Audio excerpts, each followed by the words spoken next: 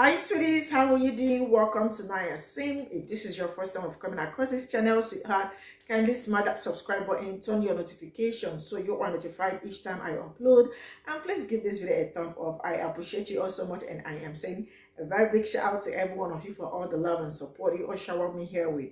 I am grateful and you are super sweet. So today we'll be talking something very important, and it's about a question a black person asked a white woman.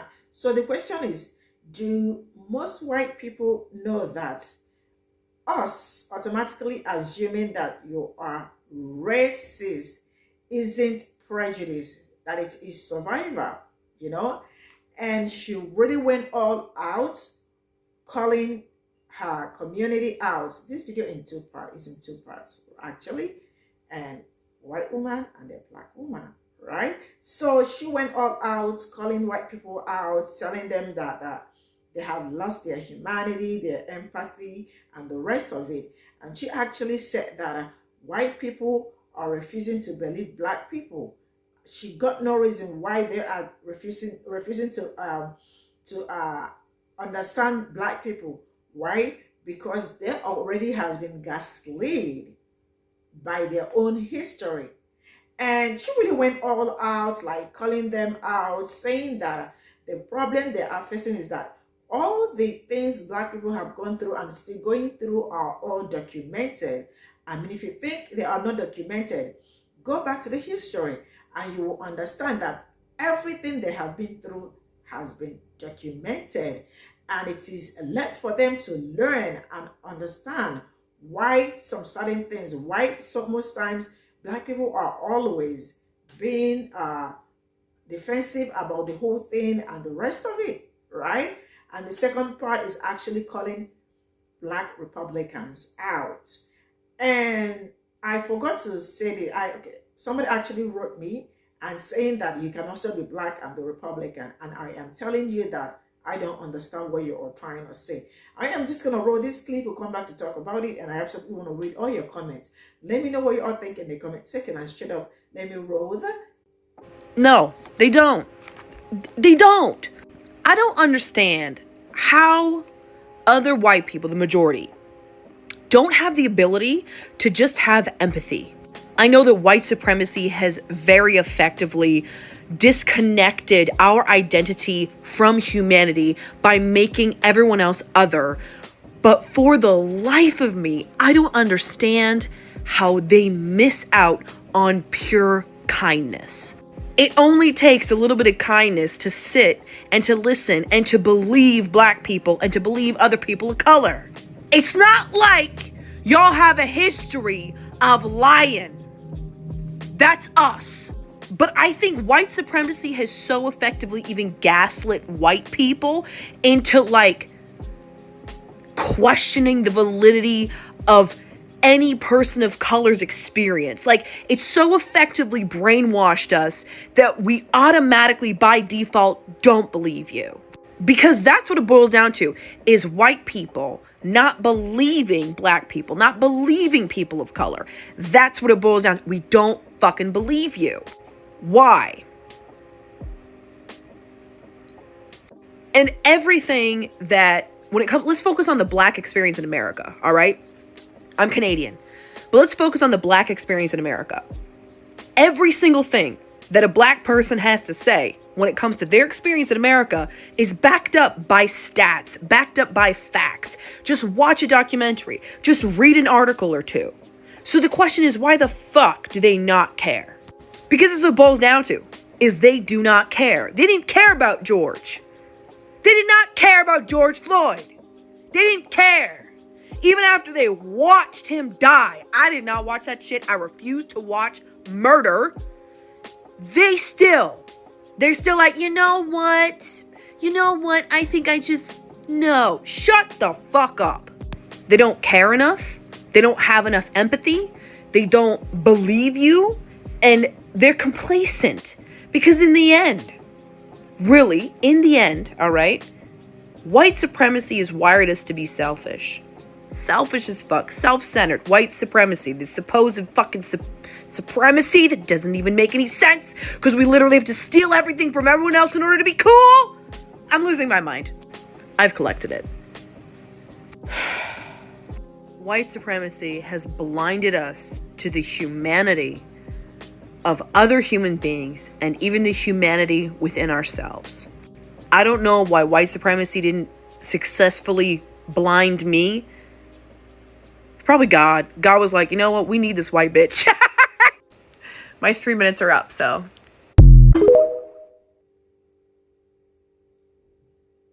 First off, it just makes me laugh.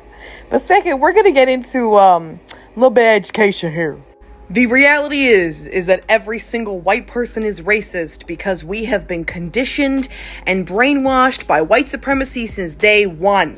When whiteness and white culture has been the standard for how we judge humanity and its worth, that's white supremacy.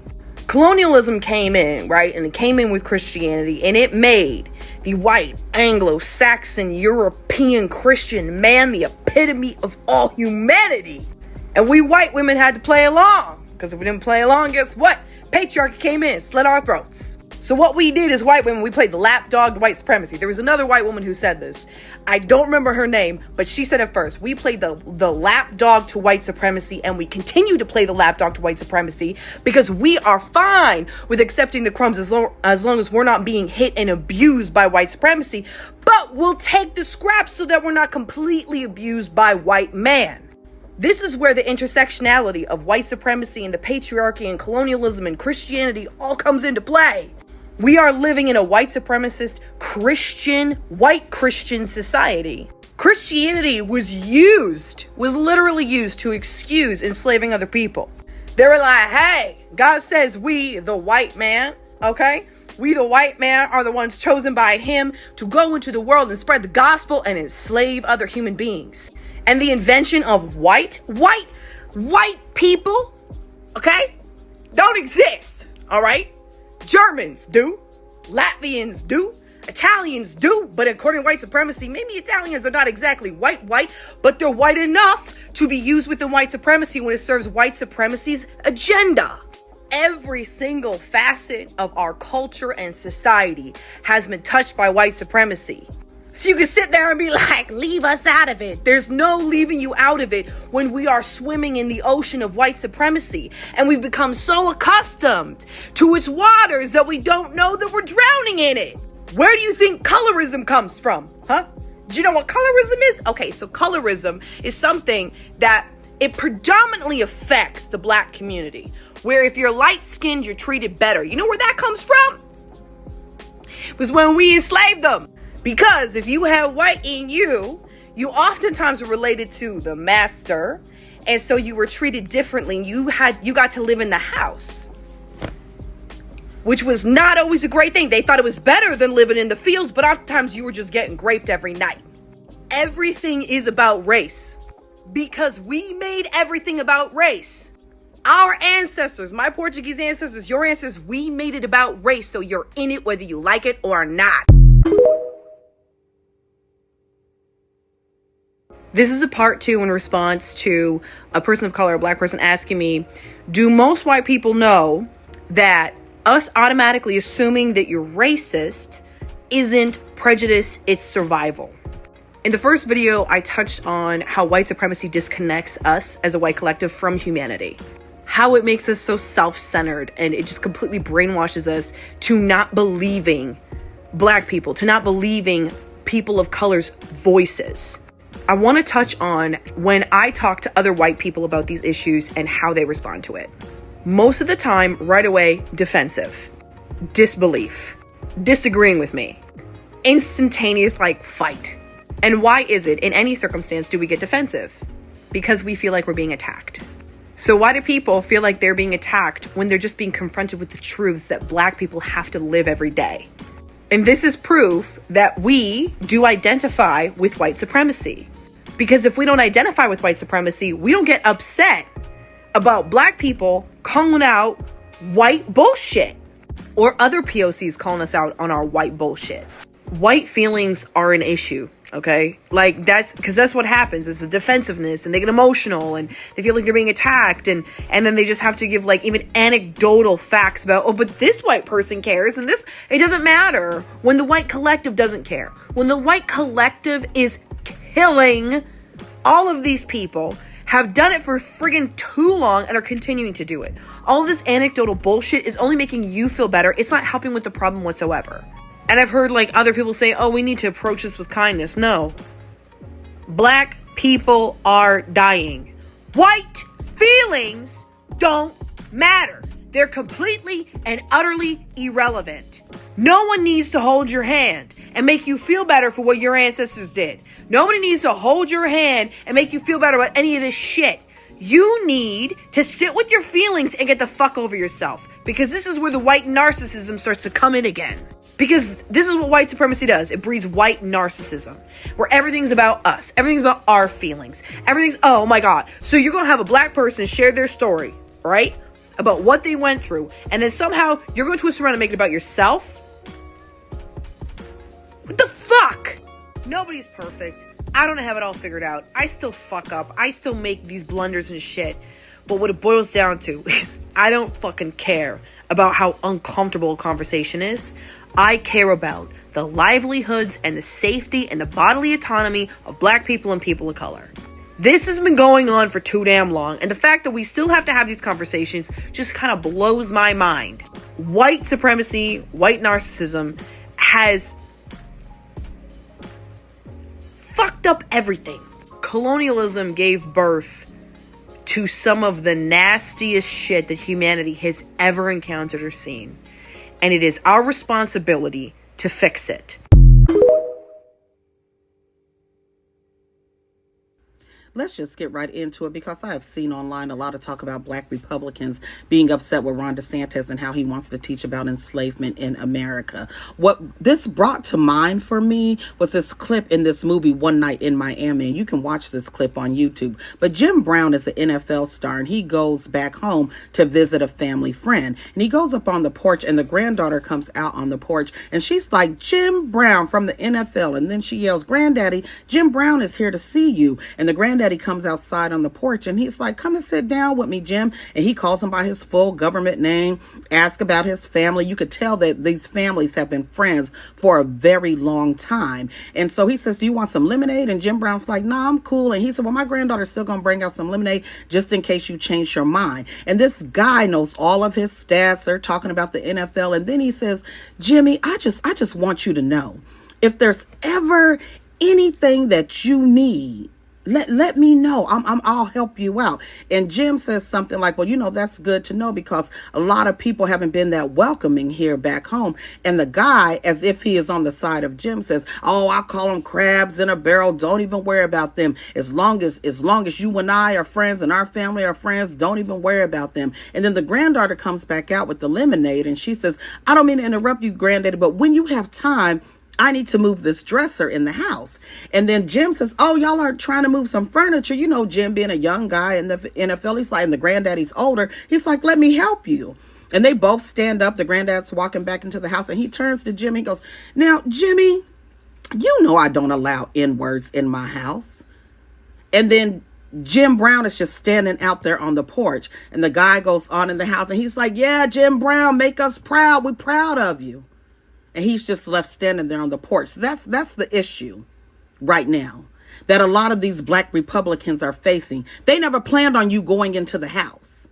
They don't mind you being out on the porch. They'll offer you lemonade out on the porch. They'll sit with you on the porch. They'll act as if they are concerned about you on the porch. And when it's time to go into the house, you are not invited. They will always see you the way that man always saw Jim Brown.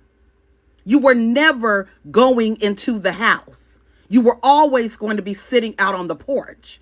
And now you are slapped with that reality that you are sitting on the porch and they are in the house. That was always the plan. And they are content as long as you are on the porch. Know that that is as far as you are ever going to go. That is the plan. To keep you on the porch and to smile in your face and to offer you lemonade. But baby, you ain't never going in the house. Excuse me. I don't know why I added this last video, but I saw it and I was like, I need to really include this so that I saw some people asking me that you can also be black and also be a Republican. And I am saying, this is actually me responding to you because I saw the comment and I did not say anything to it. And I am telling you that why would you be black and also a Republican? Why? Why? Why? Do you have anything you want to tell me about that? And now you want to fight about the, now you are fighting about the Florida, whatever, and all that. Why are you black and also Republican? Anyways, let's get into the first video. I mean, the first part. Like I keep saying it, this woman's actually spoke fact, right?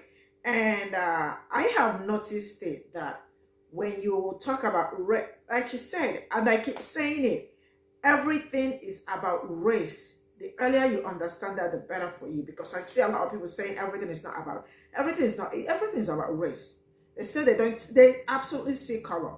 If you don't see color, you probably won't be seeing, when you are on a traffic light, you won't be seeing amber, green, and the other. You see all the colors, right? And when it is time to talk about race, when it is time to talk about the white supremacy, when it's time to talk about the injustice going on in black community or the history of America, white people are always uncomfortable.